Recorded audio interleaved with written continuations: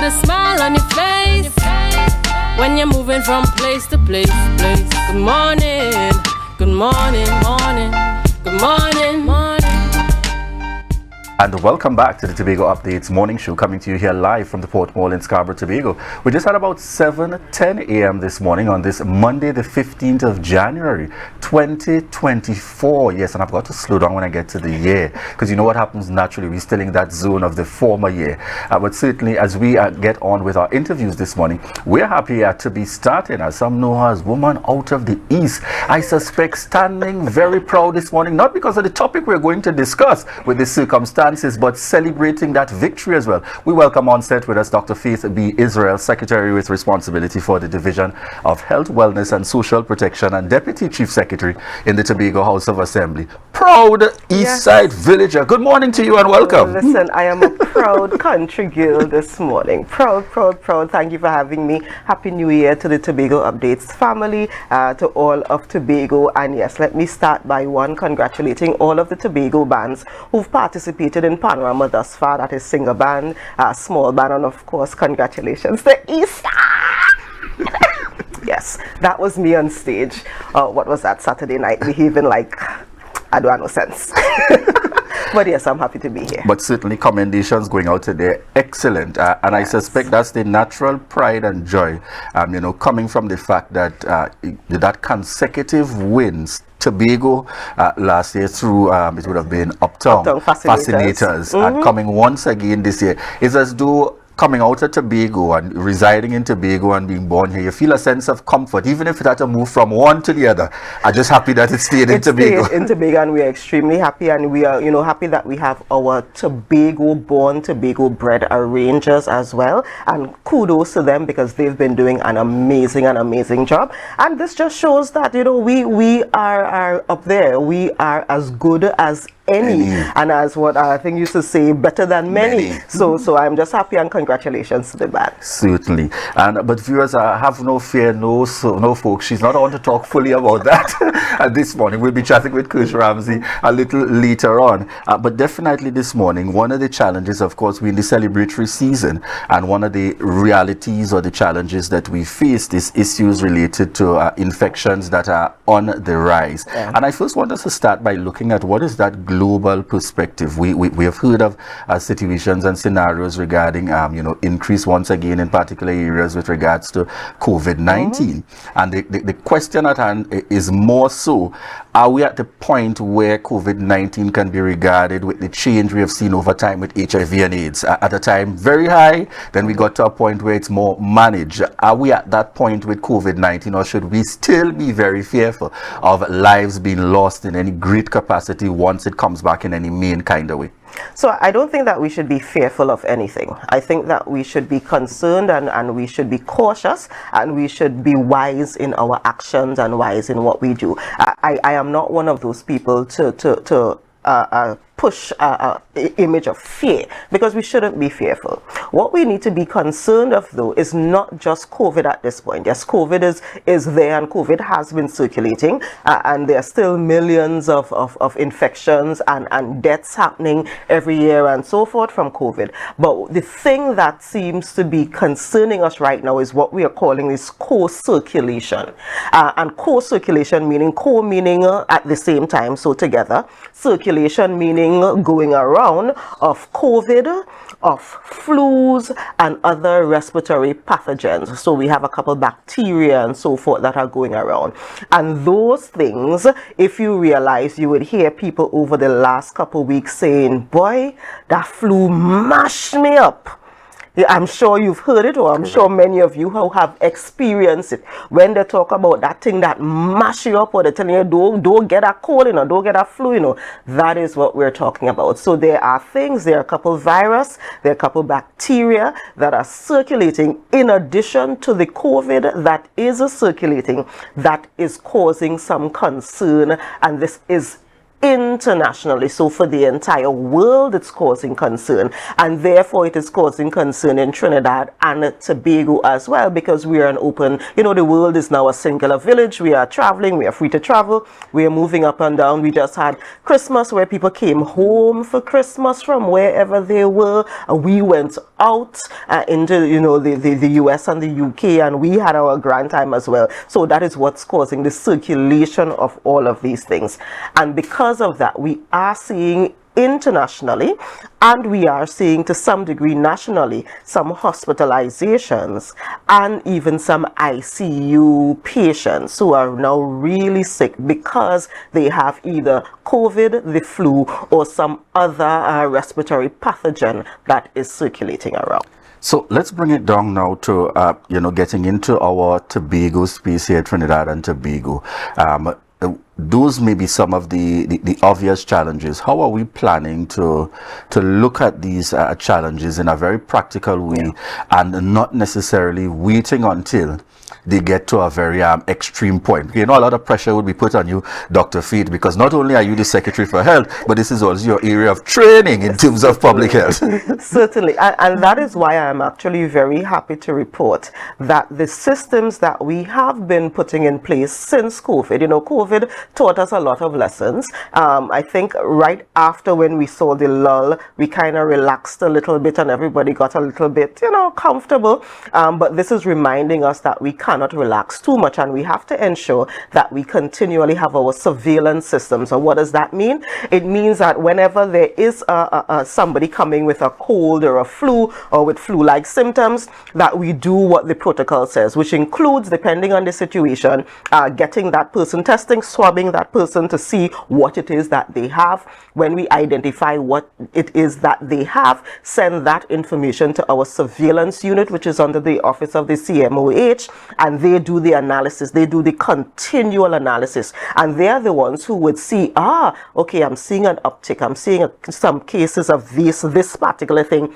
going up. Dr. Faith, we need to be concerned about this. So that is the system that has been in place, and I must say it is working pretty well. We had a meeting last week with the health professionals, the heads of the different departments and so forth, and we recognize that we are in a decent place. There are a couple of things that I've asked them to go back and tighten up and make sure that we are all on the same path, that we are meeting best practice. What we're doing is good, but we need to get to best practice, so we asked them to go back and tighten up on some of these things. But I think generally we are in a decent place where we are able to pick up these things. Of course, we only really pick it up when people get to the hospital or to the health center, but we recognize that we are a people of tradition and traditional medicines, and most of us don't go to the hospital or to the health center unless we are really, really, really sick. I mean, we have to almost be dead in, as they say, to get to there. So that is why I am here now to say, even if we are not picking it up in the hospital or the health centers because we are self-medicating and we are using our herbs and that kind of thing, to still be cautious, because these things are circulating on the island, and we need to be cautious about it. Tell us, Dr. Feet, one of the things we have certainly, we were very praiseworthy about is that, if nothing else, during that last 2 or 3 years that we spent in terms of treating with COVID, for some interesting reason, and I know you're going to remind us of that reason, we didn't seem to have any, the flu, influenza, those kind of viral and those things that transfer by way of bacteria. Tell us a little bit and remind us why was that the case? That was a perfect example of the cure for one ended up being the prevention for the others. So because we were focusing on hygiene, because we were washing our hands and sanitizing, because we were wearing our masks, because we were social distancing and not being in close quarters with people, those are the same things that prevented us from getting the other flus and the other colds and those things, because we were doing those things to prevent COVID. And that is why I'm here again this morning, to remind us to not forget those things, to remind us to keep washing our hands, to remind us that if we do have flu-like symptoms and we are in a position where we can stay home and isolate from others, let us do that. To remind us to wear our masks. The masks are a thing that I know I personally can't stand wearing it, but it is something that we need to do to protect us. And we are asking those individuals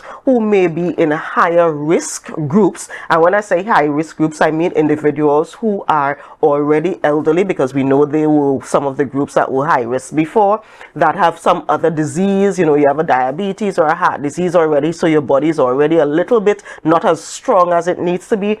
Or if you are in a space where you are working in a space where you are in close contact with sick people, so health professionals, you continue using your infection control protocols. If you are working in an area, for example, like in the tourism area, where we have people coming off of the cruise ships and we have people coming into our hotels from outside, from some of those countries, you could consider wearing your mask, because you are now in an area that is in a high risk or higher risk than the average person who right there running up and down in the fields. So we are encouraging you to go back to those things that we were promoting at that time. Improve your ventilation. So keep the windows open a little bit so that the fresh air could come in. Those things is what we're encouraging you to do, so that you can reduce the probability of you getting either COVID or a flu or any of these other pathogens that are running around. And I must say kudos at that. I've been to a couple of the private sector institutions where I'm seeing one-off individuals in the mix wearing a mask. And, you know, when I ask what's going on, they say, well, I'm recovering from the flu, but I had to come back out to work, but I still have a slight cough, so I'm wearing my mask, and which is excellent. Personal responsibility, and kudos to those people. Kudos even to the private institutions who are maybe seeing within their setting, you know, a couple of their workers coming down sick. So you could say to the workers, you know, let us put back on our mask so that we can protect ourselves, so that we can protect our guests, and that kind of thing. That is what we are really encouraging people to do, and don't wait for it to get to the point for us to have to make it a mandate, because by the time it gets to the point where the government had to say you have to wear your mask, it's because it is really, really bad, and we're doing everything we can do to prevent it from getting worse. But you take that step now and help us to prevent us from getting to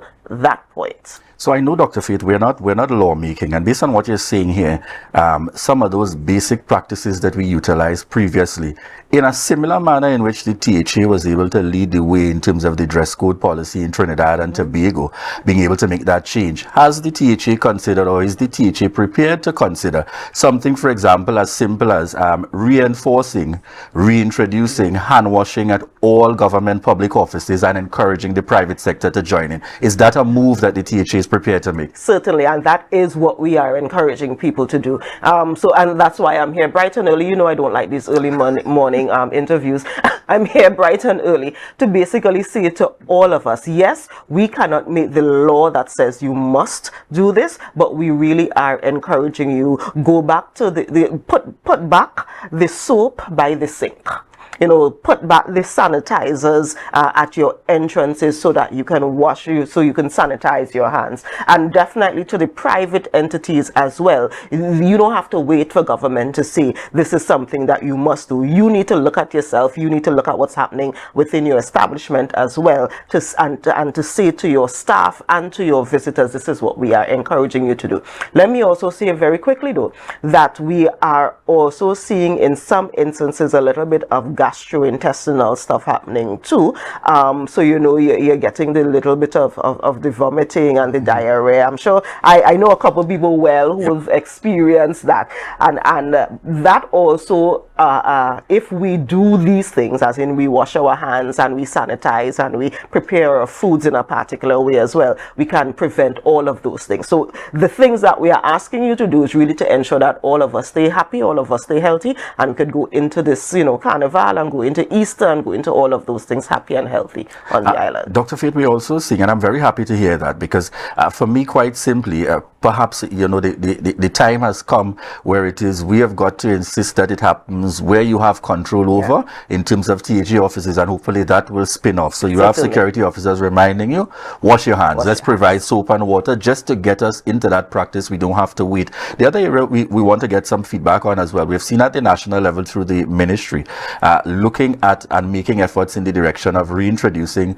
some of these mass vaccination sites to promote again vaccination against things like influenza and so on, not just limited to COVID-19. Tell us about those projections and plans in relation to Tobago as one of the efforts, again, going into these seasonal periods to combat the challenges. So because these are national programs and national plans, we have always had, for example, the flu vaccines and so forth have always been available. We've always had vaccines available on the island so that individuals can take them up, and we are encouraging everyone to do it, but particularly those who are in those higher risk areas. We recognize that, one of the things I noticed while I was living in the United States is even though we were seeing significant rates of flu-related deaths in the US, that is something that was seen to be foreign to us in Trinidad and Tobago. But coming out of COVID, and we are seeing a couple, they're few and far between, but we are seeing a couple really, really sick individuals and individuals who have also died, unfortunately, because of the flu, because of these other things. One thing I want to mention before we wrap up, though, very quickly, is that we are also seeing a pneumonia that is happening in children.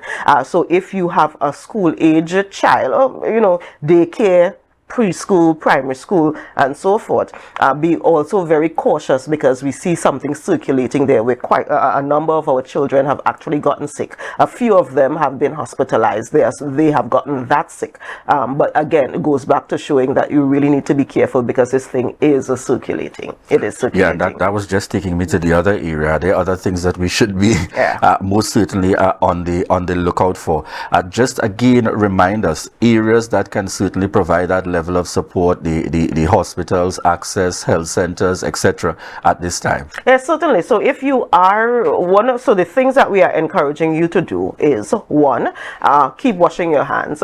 2, wear your mask if you feel that you are vulnerable, or even if the mask is kind of like a fancy thing now as well. If you do feel that you are actually sick and it is beyond what the fever grass and beyond what the garlic tea and beyond what the zephyr pip in the rum can fix, definitely make your way, contact your healthcare provider, make your way to the hospital or to the health center so that we can actually provide the treatment for you as well. We are encouraging you to do that. So we don't want you to stay home and recognize that you're, water more than flour kind of thing. No. If you are getting to the point where you realize you can't handle this on your own, definitely come to our hospitals, come to our health centers, and get the treatment that is required. So normally we put you under pressure when there are areas due for pressure, but we also got to give some commendations in the mix. Now, there has been this talk going in and around about the culture and the attitude and the approach when one goes to Roxborough for healthcare through the hospital. So something is happening right in Roxborough as a new a new entity, newly operationalized, and trying to bring about a different attitude and approach. Dr. Fade, how do we get this to transcend to some of the more traditional areas where they may be set in their ways and thinking that it is acceptable in some way, form, or fashion? Because when one part of the island or one facility in the same collective of the Division of Health and the Tobago Regional Health Authority starts to excel, we start to suddenly open our eyes, but wait, is what happening at the others? So please help us as to how are we going to ensure that kind of approach is translated to the others, speaking about Scarborough, speaking about our health centers, etc. Certainly. Well, let me give commendations to Roxborough and give commendations to Roxborough doing what it needs to do. But let me also give commendations to Scarborough, because I am seeing improvements. I am getting the calls from patients who have been in Scarborough, and they got magnificent treatment. Yes, we hear about the 1 or 2 incidents that seems to be blown up, but I want to give commendations to all of our healthcare workers who are within our healthcare settings. I want to give commendations for that, and we are going to continue working. The board, for example, has been working very closely with Scarborough to ensure that we get some of the issues with A&E functioning and that kind of thing. So it's just a matter of time. It's just a matter of time for us to get to the point where we are only going to get commendations at all of our health facilities. But yes, Roxborough is doing amazing, but I'm not going to, Scarborough is doing pretty good as well. I am seeing some improvements, and I want to commend them for that. All right, excellent. Any additional information that you would want to share with us here before you leave this morning? Certainly, I just want to encourage us to go back to the things that we all learned as young people, as Tobagonians who want to be clean, green, safe and serene. Wash your hands. We can't go down with this nasty story. We're washing our hands. We are covering our cough. We are using our masks. We are going to the health facilities if we need medical treatment. We are isolating ourselves if we feel that we are sick, and we are like that person who had to go back to work and decided to keep using their mask because they had to go back to work. Encouraging all of us to keep doing those things, and if we do that, we will get to the point where we will get over this little thing of the co-circulation of COVID, flus and the other pathogens that are around, and we'll be fine. I think we'll be fine. Excellent. Thank you so much, Dr. Faith V. Israel. On a WhatsApp message coming in. If you have them offhand, reminding us of contact information for the facilities or social media links where the persons get here. If you could look at our Tobago Regional Health Authority has a Facebook page. They also have an Instagram and so forth, so you could search right there and you could get all of the information. Excellent. All right, thank you so much, Dr. Faith V. Israel, Deputy Chief Secretary and Secretary with responsibility for the Division of Health, Wellness and Social Protection, joining us here on set this morning, really seeking to give that insight. And a gentle reminder, folks, let's kind of take back that responsibility as we have been doing. We've heard the indication there, Dr. Faith, reminding and encouraging us, and in fact, if need be, we're hoping that it's going to go further, that there'd be some kind of instruction coming out through to ensure that the water and the soup becomes available, and let's reinstitute those things, etc., happening at our THA and all the connected THA spaces. And hopefully this will also transcend to the private sector as well, because I'm of the firm belief it's one of the methods, and you heard her just remind us of that, one of the methods in which, and therefore if you can go further and afford the sanitizer and all these things, please, let's reintroduce some of those basics. You don't have to wait for things to get out of control. So thanks again so much, Dr. Faith V. Israel, for joining us with these updates here, continuing to keep us in the know. And certainly, folks, we got to do our part, and we can certainly look forward to an improved situation as we go forward. And I'll join her with those commendations in terms of the health sector, but certainly I can't put it any other way. Roxborough is shining. Roxborough is shining, but certainly we look forward to all aspects coming in that regard. Because we thank you so much for continuing to choose the Tobago Updates morning show. Up next, we're going to be chatting with Superintendent Rodale Kirk. Correction, I said Superintendent Rodale Kirk, but I see the lady on screen, Inspector Alicia Piggott, with all smiles, and we look forward to the conversations coming up this morning for the TTPS, as we continue to treat with those happenings in Tobago in particular. And one of the things I continue to commend the TTPS about, not being fearful to come forward and to speak and to face the very serious questions and issues, and if for no other reason, people continue to become very familiar with the faces. Inspector Alicia Piggott, Superintendent Rodale Kirk, and the lineup, so that these persons are approachable. You can connect with them. We live in Tobago. We're in a small community. We got to help each other in terms of finding the solution. So we thank you so much again, viewers, for continuing to choose the Tobago Updates morning show. And I know that Dr. Faith is also a faithful viewer, far and wide across social media, and she knows this tagline. So certainly she will join me as we send you out to the break. Viewers, remember to share the live, share the live, share the live.